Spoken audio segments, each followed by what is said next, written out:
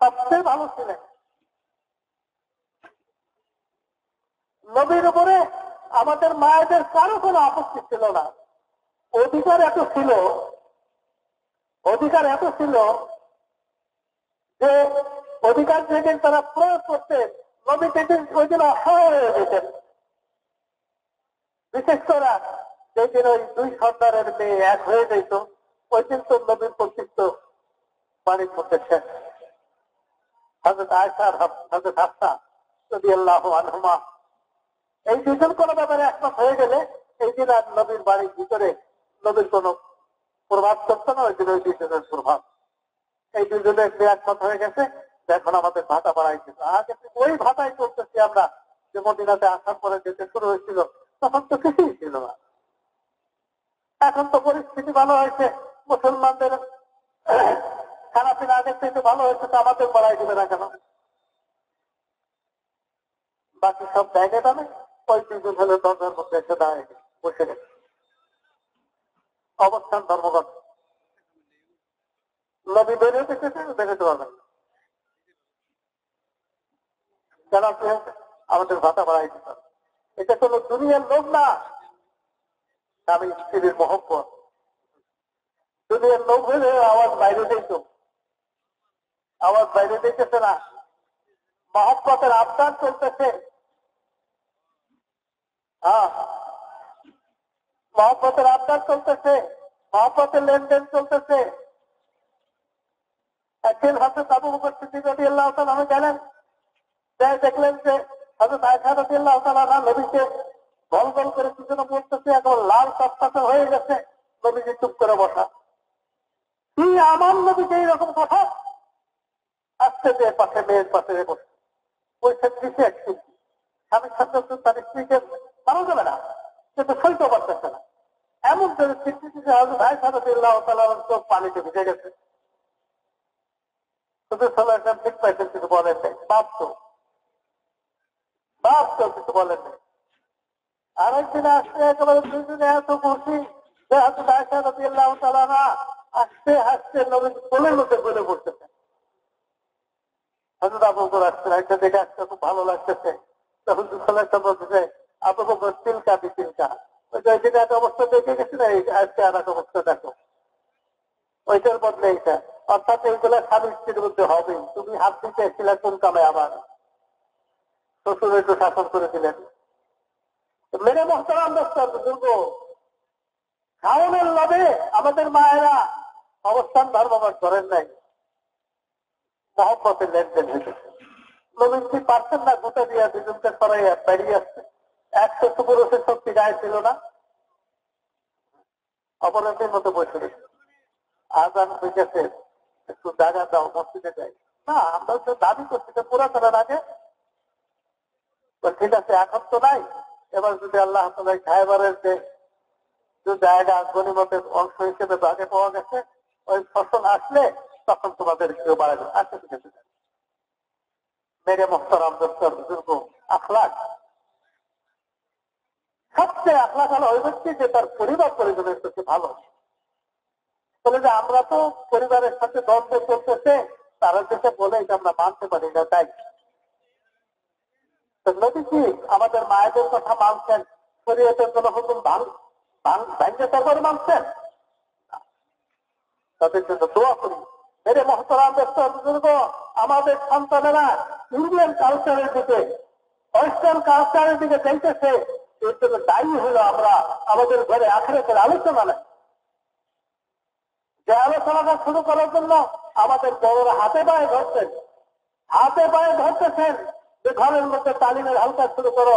হযরত ইউসুফ রাহমাতুল্লাহ বলে গেছেন যে ঘরে তালিমের হালকা শুরু হবে, ওই দিন থেকে ওই ঘরের পূর্বে সমস্ত বদদিনী একটা একটা করে শেষ বের হয়ে যেতে থাকবে।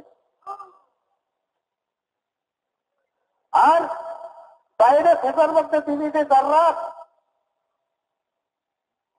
গুলা আছে, ওইগুলোকে আস্তে আস্তে টেনে নিয়ে আসবে। ওই ঘর দিনে ভরে যাবে। মেরে মোহতারাম দোস্ত বুজুর্গ,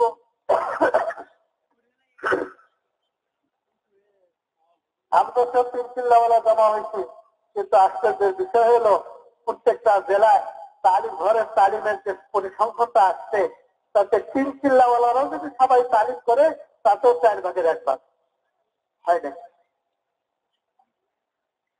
অথচ জেলায় অনেক মানুষ এমন আছে যারা এখনো চিল্লা দেয় নাই, 3 দিন মাত্র লাগাইছে, তারাও ঘরে তালিম শুরু করতে পারছে না। তাহলে 3 চিল্লাওয়ালাদের ঘরে তালিমের সংখ্যা আরো কমে যাবে না? মেরে মোহতারাম দুর্গ, কেমনে আমরা আধা দিন নিয়ে পুরা দুনিয়ার হেদায়েতের আশা করতেছি।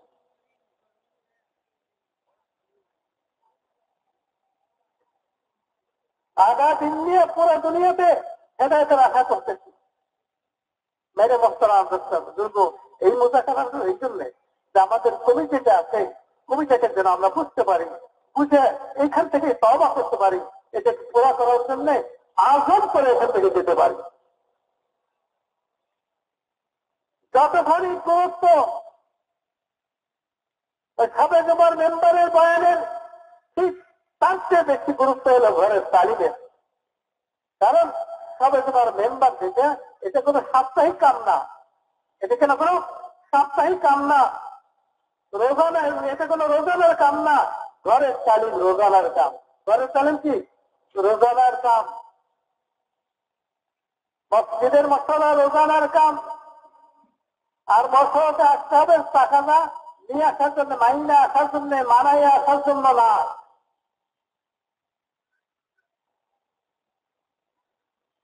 আজকাল তো মশলা একটা রাজনৈতিক ময়দান হয়ে গেছে, অধিকার আদায়ের জায়গা। এর সাথে সুন্নতের সম্পর্ক নাই, এর সাথে কি নাই, এর সাথে সুন্নতের সম্পর্ক নাই। দেখাইতে পারবেন না কেউ এর সাথে সুন্নতের সম্পর্ক আছে। সবাইকে কিয়ামতের ময়দানে তার মনের অবস্থার উপরে বিচার হবে। সবার বিচার মনের অবস্থার উপরে হবে, যে মনের মধ্যে কি ছিল। ইল্লা মান আতাল্লাহ বিকলবিন সালিম, মনের মধ্যে যদি কিছু থেকে থাকে তাহলে মনে বলে দেবে সেটি, তার দেখা যাবে। আইডি কার্ডের মধ্যে খেলার মতো একটা জায়গা আছে, ওর মধ্যে জীবন বৃত্তান্ত আছে।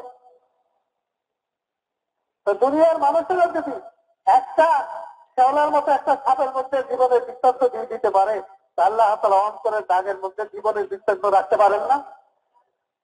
মেরে মোহতারাম বুজুর্গ, ওইখানে কারো হস্তক্ষেপ চলবে না। শরীর লড়াচড়া করবে, আমল হইতে থাকবে, ওইখানে দাগ পড়তে থাকবে। ভালো হলে ভালো দাগ, মন্দ হলে মন্দ দাগ, ওইটা দিয়ে চলে যেতে হবে। আল্লাহ তাআলা আমাদের সকলকে কলবে সালিম অর্জন করার জন্য তৌফিক দিয়ে দেয়। তো মেরে মোহতারাম বুজুর্গ,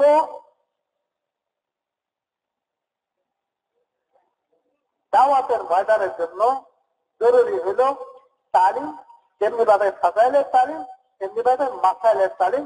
ফাজাইলের তালিম তো জামাত দিয়ে পাঠাইছে, যাও বলো ফাজাইল বলো, কালমা পড়ো, কামিয়াব হয়ে যাও। কালমা পড়ো, কামিয়াব হয়ে যাও। আগামীর মাধ্যমে দাওয়াত দাও, হাইয়া আলাল ফালাহ, আসো নামাজের দিকে, হাইয়া আলাল ফালাহ, আসো কামিয়াবির দিকে। হযরত ইউসুফ রাহমাতুল্লাহ তরজমা করতেন, নামাজকে প্রিয়, কামিয়াব প্রিয়। নামাজ পড়তে পড়তে জীবনযাপন করো, কামিয়াব জীবনযাপন করো। কিন্তু আযান দেওয়াইছেন বেলালকে দিয়ে, নামাজ পড়াইতে গেছেন কে? নবী নিজে। কারণ এটা হলো মাসাইলের ব্যাপার। আযান তো বালেগ না থাকলে না বালেগ দিয়েও চলে, নষ্ট হয়, নাবালেগ দিয়েও চলে। দায়নি ভাবে মাত্র, দায়নি ভাবে যদি একজন নাবালেগকে মুয়াজ্জিন ঠিক করে দেয় তাহলে মাত্র হয়। ঠেকা যদি হয় সেটা ভিন্ন কথা।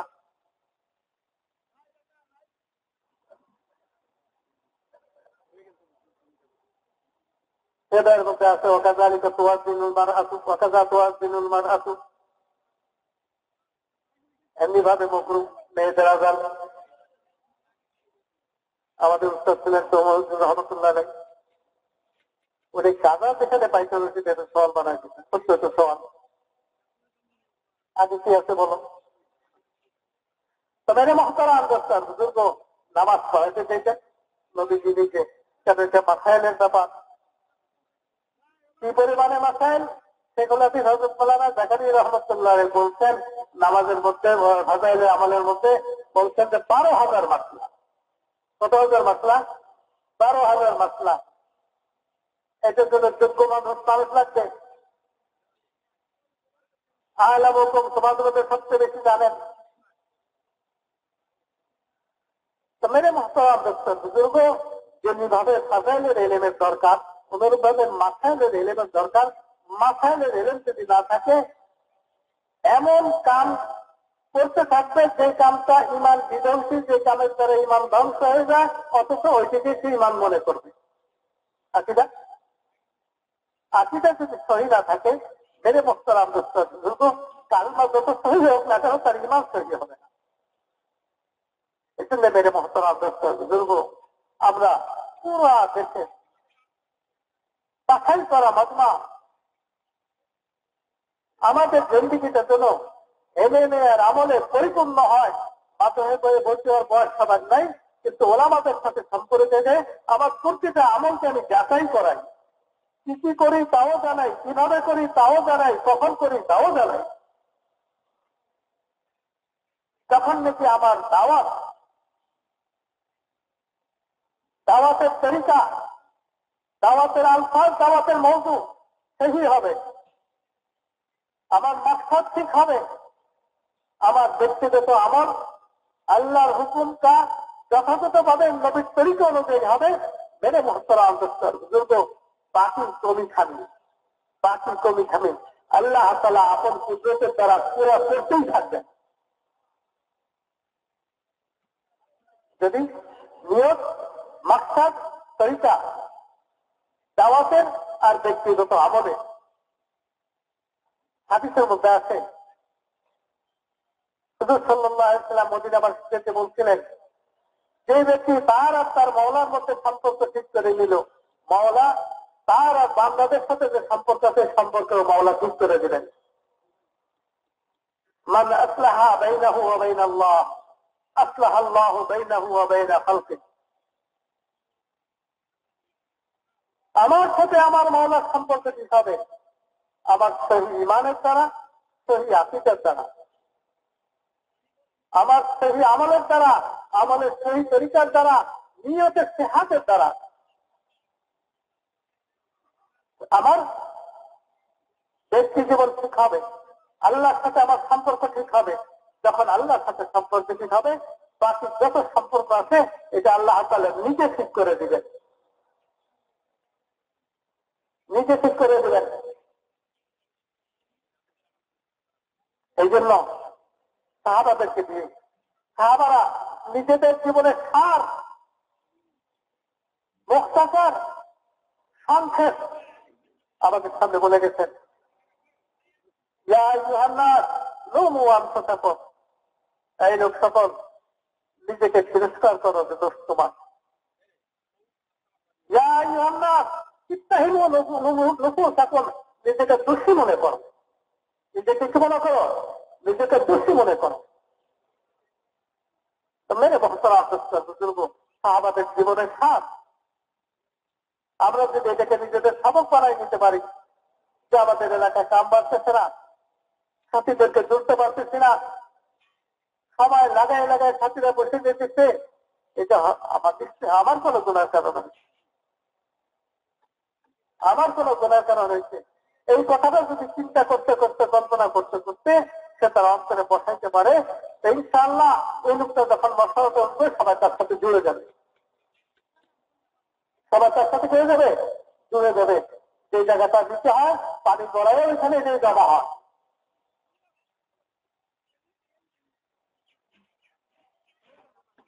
আর স্বর্ণ দিয়েও যদি ওটা করে, মেরে মুহতারাম দোস্ত বুজুর্গ, এক ফোঁটা পানি সেখানে জমবে না,